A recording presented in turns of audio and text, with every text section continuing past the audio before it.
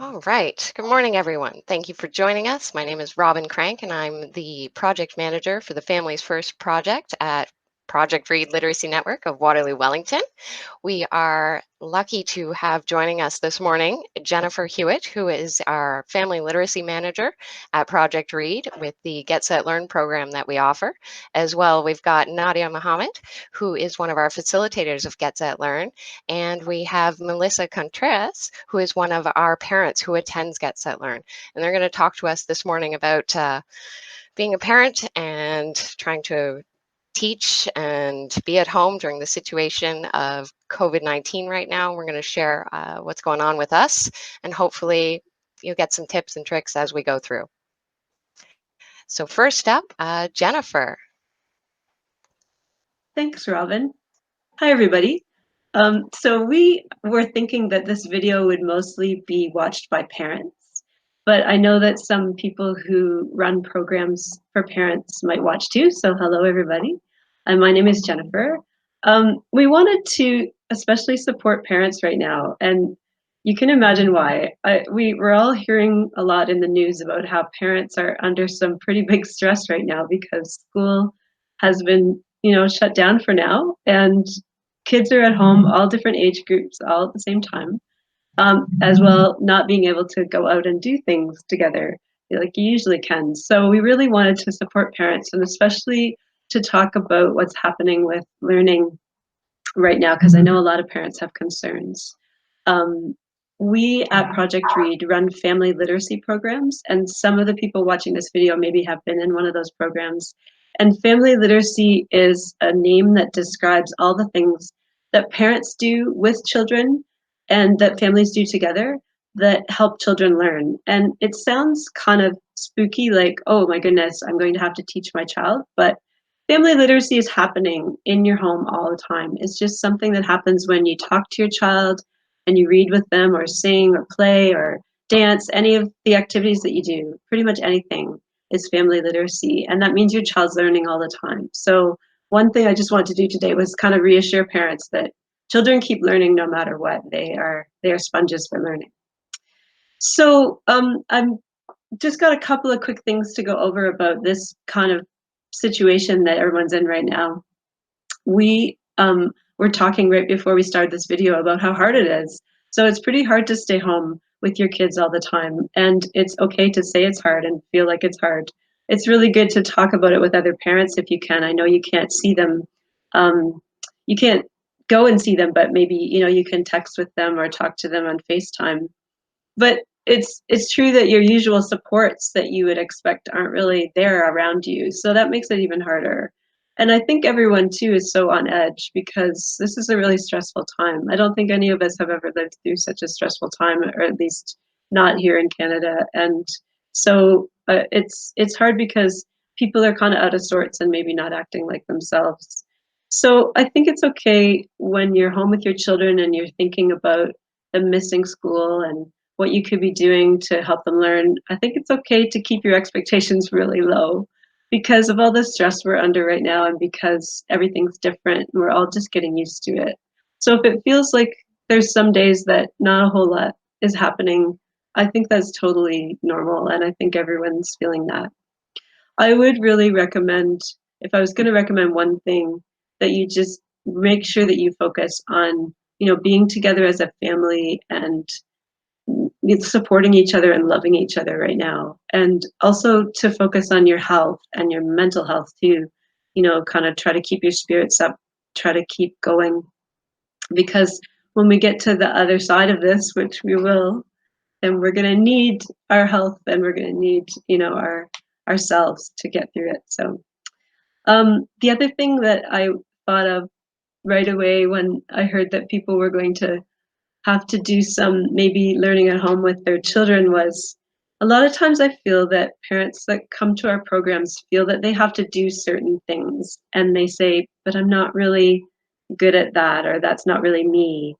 So for example, they say, I don't really like crafts, but I know you're supposed to do craft. Well, my thing has always been, it's okay. Like, you can't change into another person. You have to be yourself with your family.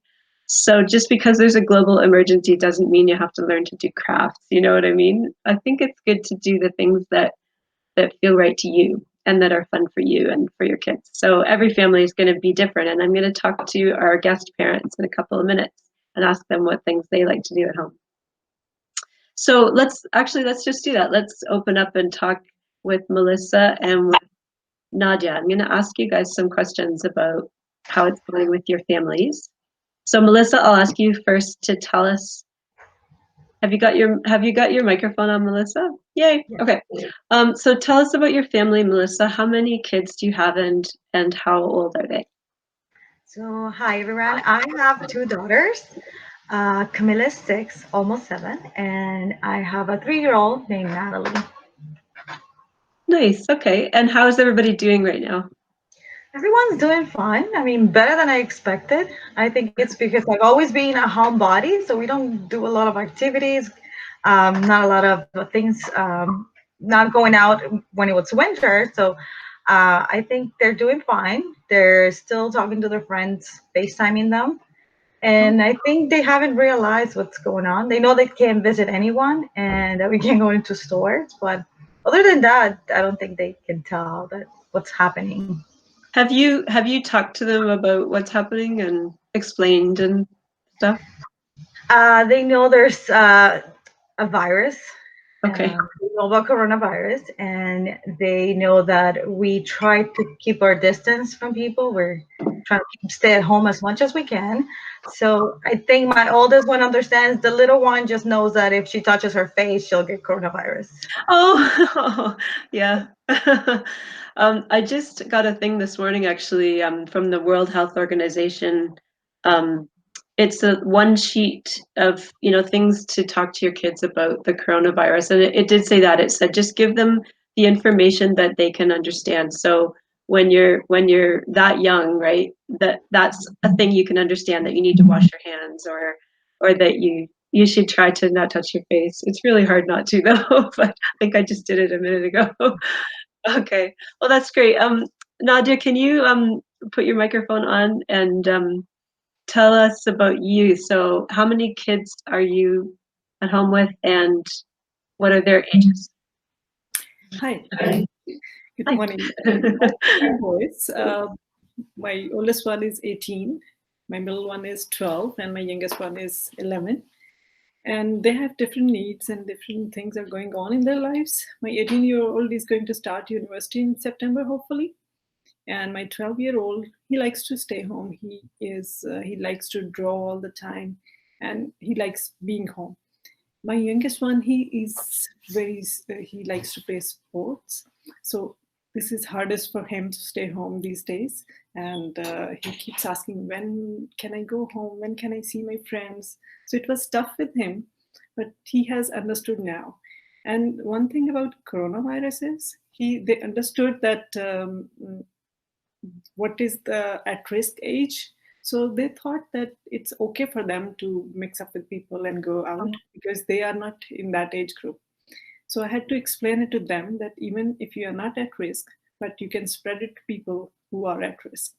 So it took them some time. First week was hard, but now they have understood, and now they are not asking me anymore to go out and play. Oh, yeah, that would be hard. And you're right. There was that. I remember reading about that at first we thought that younger people were not going to be affected, and we didn't. I don't know. It seemed to me that when this first started, I didn't really understand the major concern, which is that the more people that get sick, the more people have to go to the hospital, and hospitals might not be able to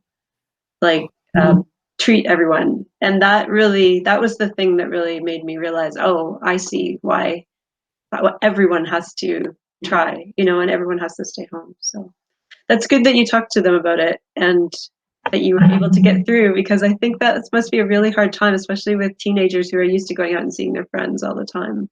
And I know when I was a teenager, I think I would have had a really hard time not going to school, because that's where I saw my friends, and I really would have had a tough time staying home just with my parents. So Melisa, I'm going to come back to you and ask you another question. What's your day looking like right now? Like, do you have a lot of different changes to your routine than usual, or do you just feel like because your children are younger, it feels the same as it did before? Or what are you guys doing at home? Well, I mean, there's definitely been a change. And now that Camila has no school, she has to stay home. I mean, she loves it. She sometimes does miss her friends, but I think my days they look a little bit different. We still try to do homework and do circle time, and I printed like worksheets that someone shared in one of those mom groups, and I print them. And she does that every day. She's at least has to do 5 pages. So we're trying to still have some sense of schoolwork. She I allow her to play just because I don't want her. She misses her friends, so I want her to um, have fun still, not be stressed or not think about anything that's going on outside. So um, everything, it's almost the same, I would say, except the difference is Camila's home, and I have to um, spend time with her and trying to not let her get behind in school. I would say Okay. that's the biggest difference that I've lived with. I mean, this couple days, weeks now.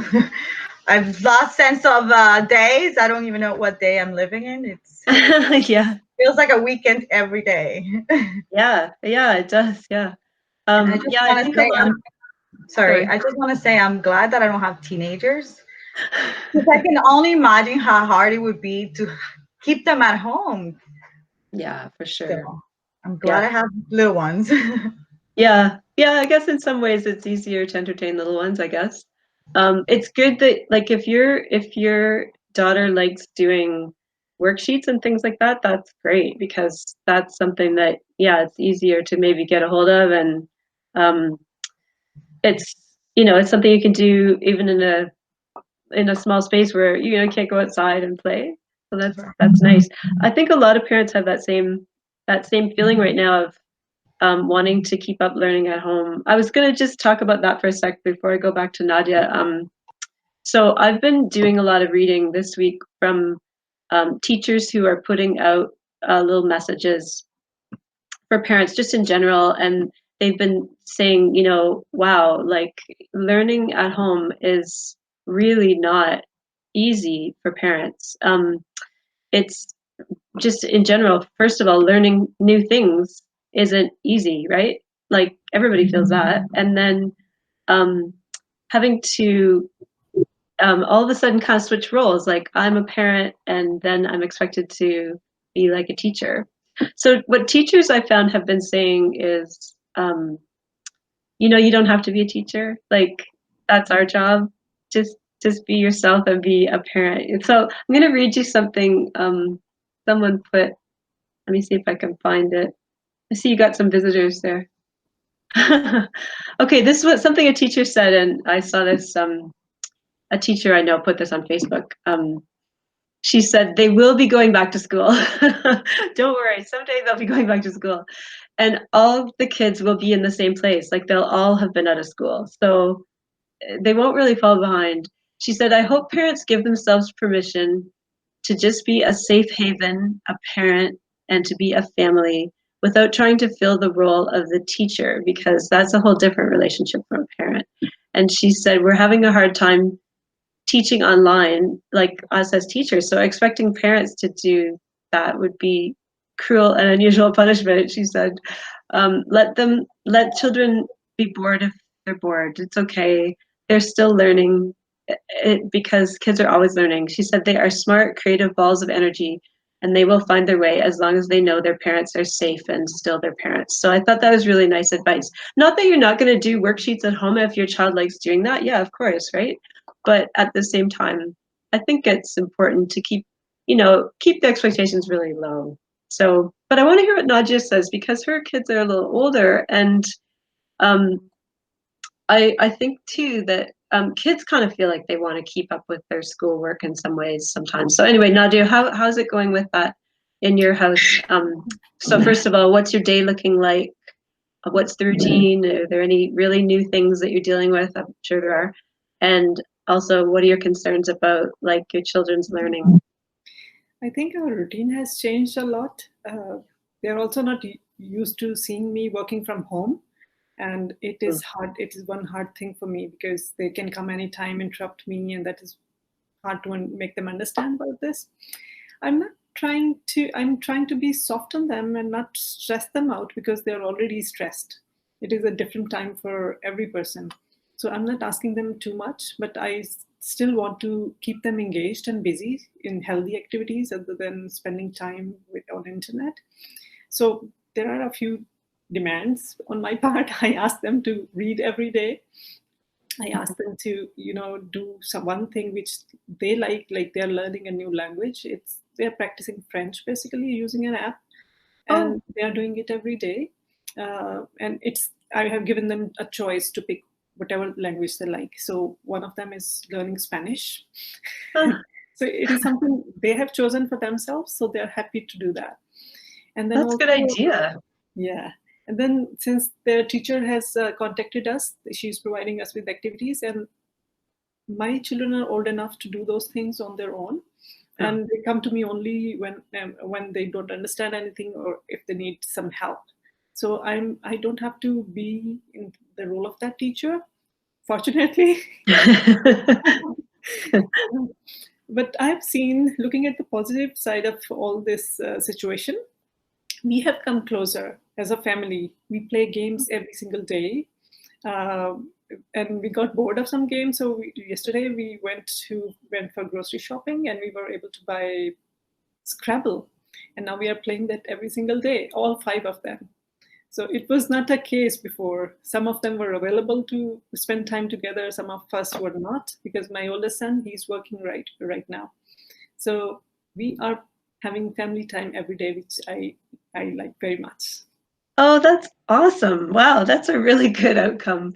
I think it's the best that could possibly be in this situation, right? In terms of, feeling like it's good to spend family time together. I know that it's going to be different for every family. Like some families might be feeling a little bit like this is too much close contact because you're so not used to it. But I think it is good for families in some ways to really have that time to sort of say, okay, if we were going to have to fill our time together, how would we do it? And some of those things might last outside of this time, right? When it's all over.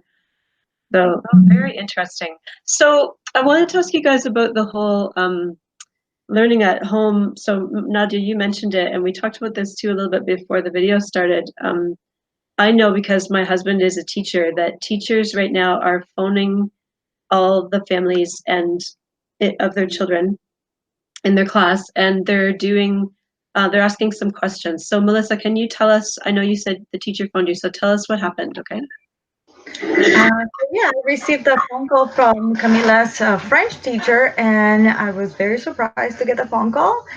And but she asked me, it was a survey. She asked me if I had internet and if Camila had access to some sort of device and what type of device it was.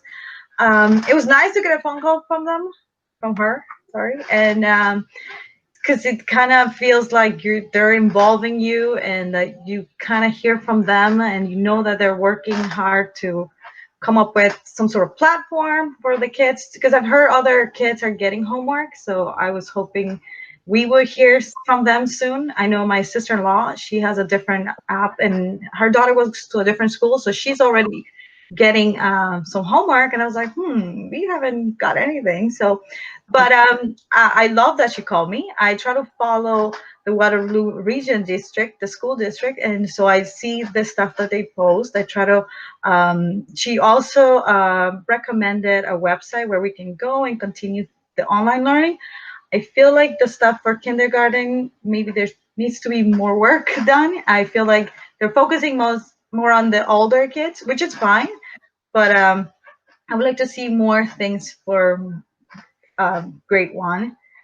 But I've downloaded apps that teach her things. I bought sight words, and we practice those, and even Natalie's picking up on them, which she's only 3, but I'm hoping, hey, we can get ahead. So she loves doing the sight words. I'm doing as much as I can from my end. I always Before Camila went to school, I was like, English is my second language, so I left it to the teachers, up to the teachers to teach her the vocabulary. I didn't want to confuse her more. And so now I'm like, okay, no, we're both going to learn and we're both going to work on this. And I've downloaded apps. I've Wow. bought the site words. I've done my research and I'm looking for ways that I can teach her more. And might as well teach Natalie while we're in the process. Maybe Natalie Oh, will that's a lot. work. That's a lot. So you've got a lot going on. I mean, it's great. Like I said, if your children like it and it feels fun and it's not stressful, then it's great, right?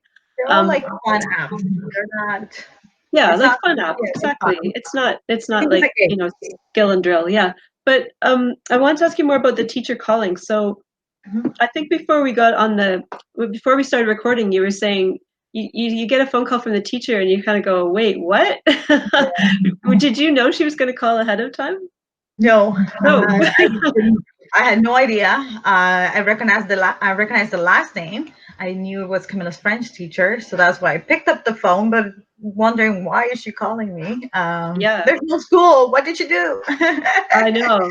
So yeah, I mean, I think that, like I said, my husband's calling people yesterday, today, the day before that, and a lot of them, they're surprised, like they didn't realize that was going to happen. So this is part of what I wanted to say in this video was for parents, your child's teachers or your children's teachers, if you've got more than one child, there's going to be more than one call, and they're going to try to get a hold of you. So I think too, a lot of people don't pick up the phone when they don't know the caller. Like it might even not say the caller's name.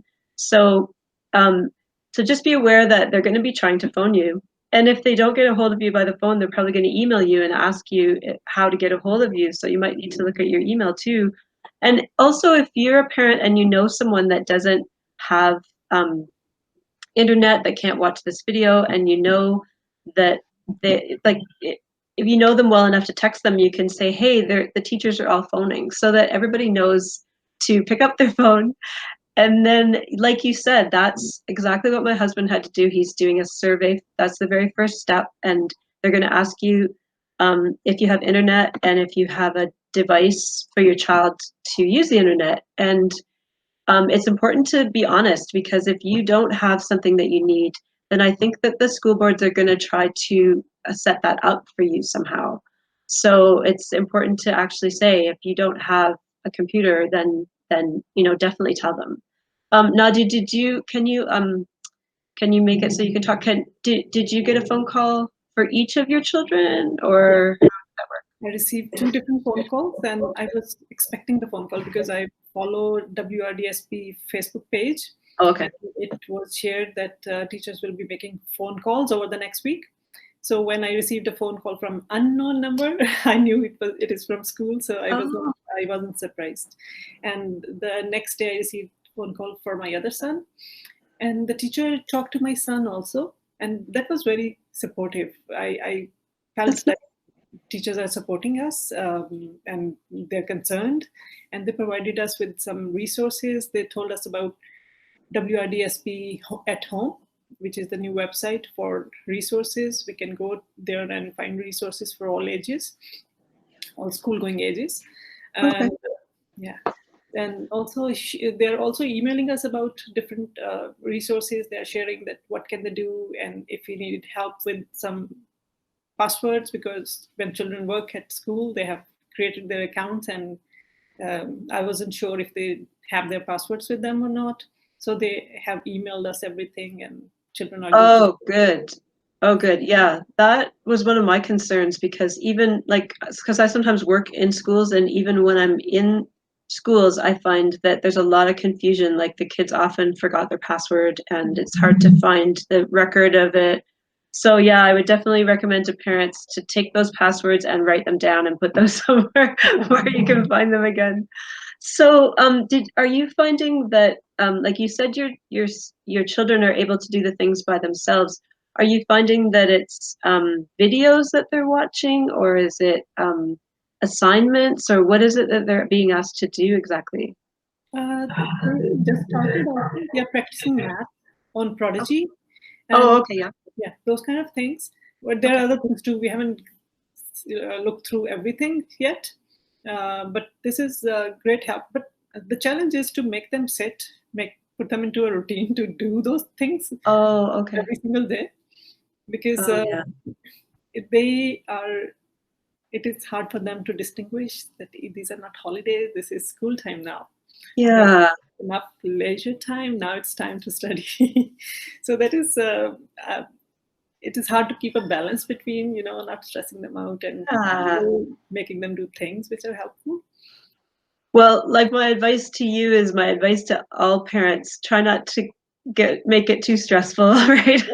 It's pretty hard for everybody right now, but I think it's great that you have the resources there and that it's available. And Melisa, when you said that you were talking about there not being enough things you thought for kindergarten, what kinds of things did you actually get?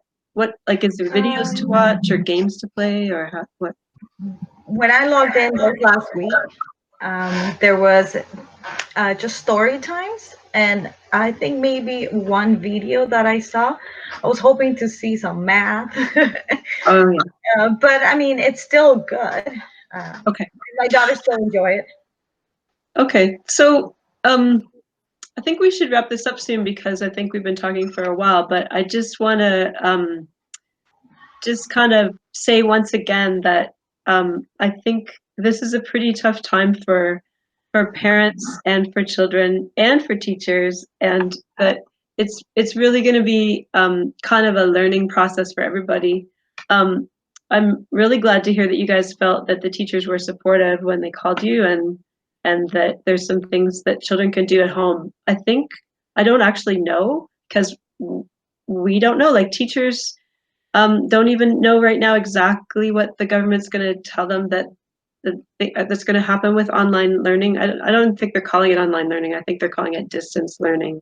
But I don't think parents should expect that pretty soon their child will be sitting down and doing school with an online classroom or anything like that. I don't see that being as doable. So I think it's probably going to be more like the things that you guys just described, like there's some resources and then your child can work on them at home. And I do also think that it's going to require parents to help a lot, and that's tough. So I definitely would like to, I know exactly how this is going to work, but I'd like to be there for parents. I'd like to be a support too. And I think everyone at Project Read would. So if people can get in touch with us, we can give out our emails or our, contact information. And definitely I would say too, if you want just a really quick thing to do, I'm trying to put something up on the Get Set Learn Facebook page every weekday.